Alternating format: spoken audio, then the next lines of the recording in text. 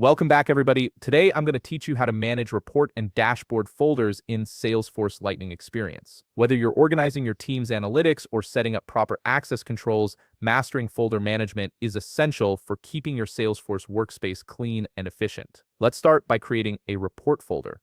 Click the app launcher. That's the waffle icon you'll see in the top left corner of your screen.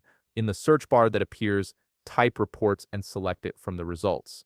Once you're in the Reports section, look to the left sidebar and click on All Folders. This is where all your existing report folders are stored. Now click New Folder to create a fresh one. You'll be prompted to enter a unique folder name, so type in something descriptive that clearly identifies what reports will live here. Once you've named it, click Save. Creating dashboard folders follows the exact same process. Click the App Launcher again, but this time search for and select Dashboards. Navigate to all folders in the left sidebar, then click New Folder, enter your unique folder name, and click Save. Now you've got dedicated spaces for both reports and dashboards. Next, let's move some content into these folders. Navigate back to either reports or dashboards using the App Launcher. Select all dashboards or all reports depending on what you're organizing. Find the item you want to move and click the drop-down arrow in the far right column of that row. From the menu that appears, select Move. A dialog will open where you can choose your destination folder. Click on the folder you want, then click Select Folder to complete the move. Now for sharing folders with your team, head to all folders in either reports or dashboards.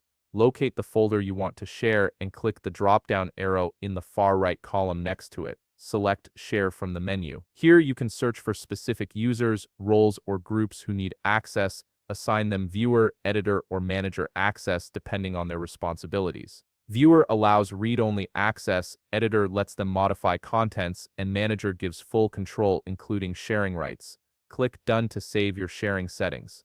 Finally, if you need to delete a folder, there's one important rule: the folder must be empty first. Move or delete all contents before proceeding. Once it's empty, go to All Folders, click the drop-down arrow next to the folder, and select Delete. You'll see a confirmation prompt, so click Delete again to confirm. This permanently removes the folder from your organization. You've now got complete control over your Salesforce folder structure, making it easier to organize, share, and maintain your reports and dashboards. If you found this video helpful, please leave a like, subscribe, and see you in the next video.